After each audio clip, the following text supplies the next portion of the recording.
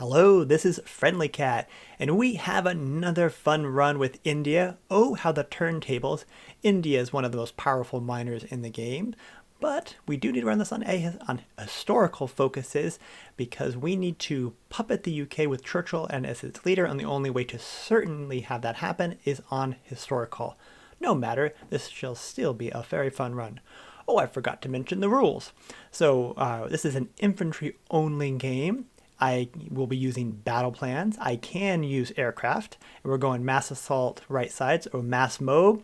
No micro, no individual control of units in combat. Battle plans only, no tanks, no space marines, no line artillery, no tanks whatsoever. All right. I'll also be leaving a link to my HOI fundamentals video because I won't be going into detail on many of the research or many of the very detailed items, but those fundamental videos I think can help you if you have additional questions about why we're doing things. Well, because we're playing Loyalist India, we'll be doing a very Civ Greed build. And well, actually, we need to some of our focus anyway, so we'll build infrastructure in Delhi.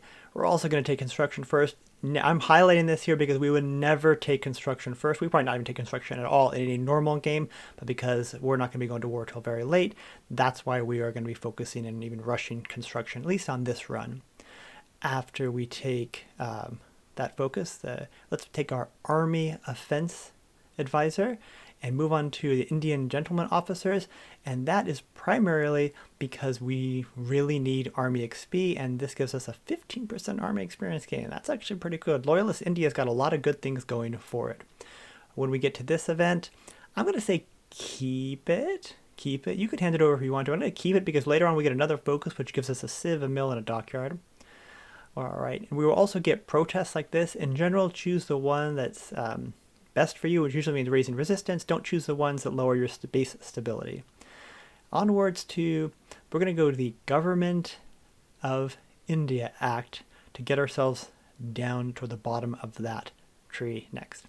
For the Viceroy of British Raj, I'm pretty sure the top one is the better one for a Loyalist India run, which I hope this doesn't spoil things too much. We will have to go independent to eventually go to war with Britain, so let's plan for that. On to work with local leaders. Here we are into May 1936. Let's go ahead and take improved worker conditions. And then we get a split choice. I think the left one's a little better. They're both pretty about the same. They're not great. And then on to confer with the Congress. We're also going to go into free trade. We don't have a lot of resources. And again, we're not going to go to war till toward the end of 1939. So let's plan for research and industry. We would not normally ever go to free trade. And onward, we have this really cool decision war propaganda campaign. We can only do it during war, but it gives us 13% base war support, and there's no requirement that we be under 50%. So we can use that to max our base war support to 100 if we so wanted to. Onwards to favor the Muslim League. That gives us more population, I think stability. We're also going to be looking to go to the Reserve Bank of India control bank again, something we would normally never do this early, but it gives us civ production and a little more factories. Onto the Indian Parliament. I think left side is far stronger than right side, but again, I may be wrong on this. So let's keep an eye on taking our military theorist, because we do plan to go all the way down mass mob to the right, and we need to be moving along. That is a focus. We need the second to the bottom, I think, of the mass mob army doctrine. So let's stay on our military XP. Let's take bayonet strength as the spirit of the army. That's because it lets us build infantry divisions for free or no army XP. So we're going to make this nice large one. We'll eventually fill it out with support companies, but this makes it cheaper because we took the military spirit first. We spent 35 army XP to get a lot cheaper. We'll also make a variety of ones that we can build up toward the larger as we get more population. Let's now make a bunch of 1 battalion, 2 with infantry, and we're going to use these to send over to the UK once they're deployed. Now, once they're deployed over the UK and eventually to France, when France joins the Allies, we will eventually convert them into larger divisions and get them ready for the war. Question of leadership. Oh, we really want to take Gandhi, but not this time. The Nehru, I think it is just so much better. We've got ways to raise our stability to 100%. So we'll take that research speed and consumer goods. Even though he has a stability debuff, we would not really want to take this, but in Loyalist India, we would want that. On to the Punjab Accord, and we're taking it if you guessed right, it's because he gives us an advisor, gives us Army XP bonus. We're really, really racing for Army XP. So let's take him. But while we're selecting that, now that we've got some cheaper political advisors, let's take captive industry. Again, maybe you're tired of me saying this. We would never take that because it gives us infrastructure and civilian speed, but we're taking it here because we do need to sieve greed for quite a while. All right, now that we're democracy, let's take relief of command. Don't forget, when you switch to democracy, you can take a spirit, which gives you plus 25% army XP. You can also change your resistance law to local autonomy, I think it is, which is quite a bit better. On to control or curtail the Zundermars, I think, and we'll take that all the way down to our 3rd research slot. Onwards and onwards. So we're doing pretty well, I think, so far. So now we'll take our 3rd advisor will be that sick activist for more army XP. Now that it's July 1937, let's send our attaché to China. Well, we would do this anyway in a regular run because of the, I keep saying the army XP, but in our run it's particularly helpful. We also can go partial mode because we didn't go Gandhi and we have the attaché. This lets us go up to partial mode, which is another helpful thing as we continue to move down. We're now going to head down to Alliance of the Great War. Yes, there's no real secret here. It is for the plus 15% Army XP. Mass Mob on the bottom has a plus 5% recruitable pop vector. It also has our infantry, the main thing we want for our infantry. So let's just stay focused on that. With the Alliance of the Great War complete, I'm going to head up to local recruitment offices. I'm not sure really what the best path is from here on out, what works best. And after that, I'll take another recruitment pop for just more population. And here we are converting these 2 with single battalion into larger infantry divisions, and eventually we will turn off the ability for those divisions to gain infantry weapons, which lets us put 1 million plus people in the field, and then as soon as we have the infantry weapons, we can select which divisions get it for the front line. Now we're going to head on to Indianize the army and all the way down to the Soviet focus because it gives us more HP. I think it's more defense and more army attack. Here it is, December 1938. Not too bad. We're now taking the Human Wave Offensive, which for right now helps us because it's a plus 5% recruitable population. And we are running ourselves out of population as we keep not inflating, but growing our divisions. Let's ban communism after we take that Russian spirit, which gives us more HP. And here it is.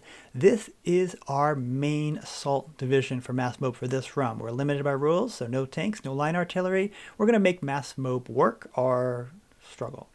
Consult with Congress leaders. It's very important to take as soon as the war fires off. You want to take it, even if that means holding a focus, because this is going to be the focus that limits you from going free. You need to go free before you can eventually go to war with the UK and other countries. So let's make sure we take that right away. And we also take total mob. Well, normally I want to take total mob. That's really expensive. I mean, it's hard to take it, but for us, because we got that mass mob plus 5% recruitable pop, let's take it. With the war starting, let's start lend-leasing from everybody, as often happens in historical. If you're at war with Germany, everyone, or large parts of the world will, or small parts of the world will lend-lease. I'm going to defend Norway, so I'll put a real, actually, army over there, and we'll hold them. Here it is, the moment of truth. Can we save Netherlands? It's really impossible. It's not possible. It is possible. We did it. I can't believe it. I can't believe it. Don't expect to save it. In this case, we just happened to get into Amsterdam just before, and now we're holding. Look at those stats. We've got anti-tank, support anti-tank, so we're piercing those tanks. Even though we're under red air, we are holding. I'm really happy with that.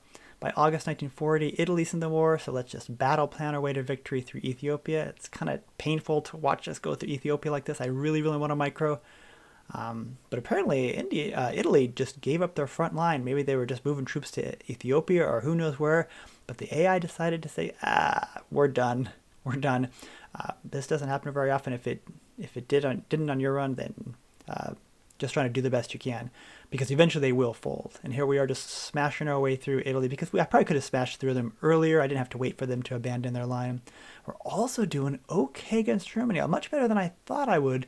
As we head into those mountains, I would expect us to get failing. But this mass mob's doing okay. Oh, that's nice encirclement. Poor Italy. Why were you ever in Ethiopia? Don't you know you should have left? We're going to get the encirclement. And we don't have a lot of stats, but we've got a lot of troops.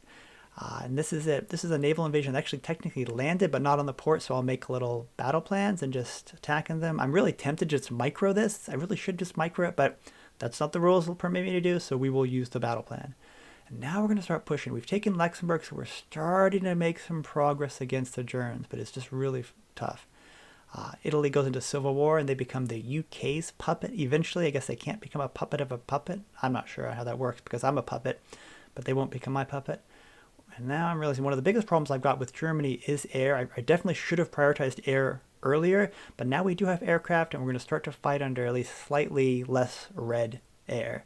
Yeah, Massmob doesn't seem to like to fight under pure red air. Naval invaded into Libya just for fun. There's no real purpose. Italy is already gone, but we're just trying to like clear the area out, maybe get a little more war score. Oh, we're pushing. Now we're pushing hard. We finally got out. We've got Germany on the run. Even though we're mostly fighting, I think, under yellow and even red air, they cannot hold back this human wave. And Iraq's like, oh, I think I'll get into this action too. So we'll battle plan them. And it's a little bit peaceful to battle plan across Germany and everywhere else. Here we go. We're going to take Berlin in January 1941 in the snow. We took it. And it's hard to tell, but a lot of those German strengths are like Germany troops are like a 70% strength. And here we are finishing them off. Wow. February 1941, a little bit later than I'd liked, but we got a fair amount of the peace deal, more than 50% of the war score. So we're focusing on Russia. And after we can finally complete holding the gates of India, that's the last of the focuses we need that lets us go free. Yes! We started Loyalist. We get to keep all the Loyalist traits, all the Loyalist bonuses. August 1941. I think this is technically as fast as you can possibly go free as Loyalist, unless I'm misunderstanding things. So let's justify on the Soviet Union. I was prepared to get kicked from the Allies, but apparently that's not how the UK views us. So when Japan declares war on the Dutch East Indies and the Allies join, we don't join that war. Do not join the Allies' war against Japan. We don't need to at all. It doesn't help us. And now, here we are. Oh, look at those stats. We're holding Russia back, no problem. It might be January 1942 when the war finally starts, and Russia's had a lot of time to build up. But we have green air. We're killing, I think, like 1,000 Russian planes a month. I think within the first 3 months of the war, their air force is just completely, not eliminated. All right, leave a comment down below if you can tell me what I'm doing wrong here and why I'm having such a hard time pushing against Russia. I've got all these casts. I've got like 1,700 casts or so into Ukraine, another 500 or so. I don't know. We got lots and lots of casts out there, but I can't push into Bessarabia. If you want to know, if you know why, leave a comment down below. Well, eventually I got that sorted out, and now we've got another human wave offensive. And if Germany couldn't hold us back, then definitely Russia certainly cannot. And Moscow falls. We're just constantly attacking. The high recovery rate, high HP, it's actually doing quite a bit. So we want to take over the faction, but I don't quite have enough factories yet. And that's one of the reasons we took as much as we could and why we went to war with Russia. So let's keep moving along. If we finally have enough factories, now we need to join all of the UK's war, all of the wars with the current faction leader. No problem. As it turns out, UK's been asking me for a long time to go to war, to join their war with Japan. So we will accept their call to arms, primarily so that we can meet the requirements, so that we can now, that's right, take over the faction. Oh yeah, it feels very good as Loyalist Indy to go free, take over the faction. And what do we do next? That's right, UK. Now I'm the boss. You're gone. So we're going to kick the UK out of the faction. We need to do this eventually, so let's kick them out now. And they actually joined the Chinese United Front, which is really, really good. Now they've joined another faction.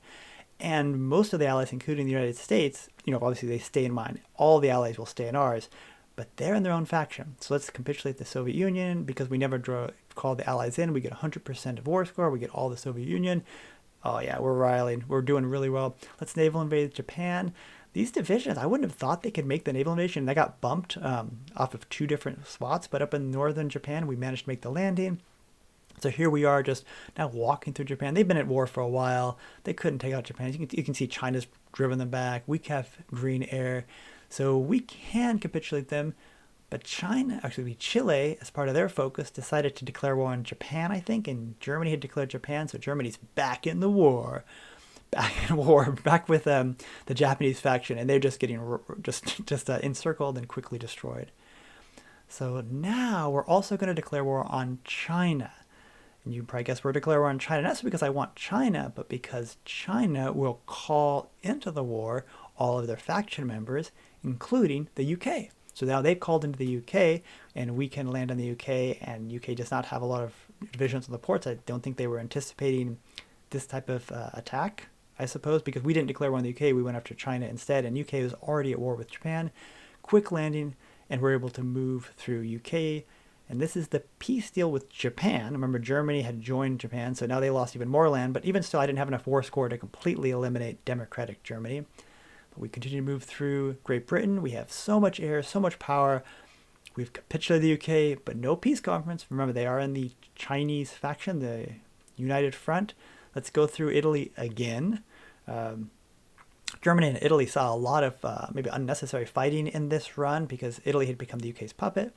So now with some naval invasions and battle plans all over the place, it is kind of peaceful to watch all these attacks coming into China. And I probably would have done this anyway, even if I wasn't required to battle plan, but it is nice to battle plan.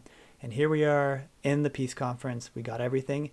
Now we're going to hold off. We do not want to annex all of the UK. We need to choose the puppet, and I'm going to choose to let them retire in the Bahamas. I mean, it's a pleasant place. Maybe it's a little role play, but let's let them reply. I like to send them to the Fiji or the Bahamas, but today it's the Bahamas. And since they are now a puppet in the Bahamas, and we, of course, never called in the Allies into our war, so we have now puppeted the UK with Churchill as their leader.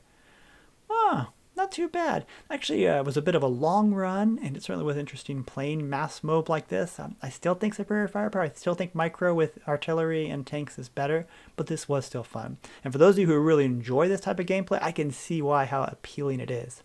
If you have any questions or comments about this run or any other achievement you want to see me do, please feel free to leave in the comments below. Otherwise, I hope this makes your next run that much easier. Thank you very much for watching, and I hope you have a great day.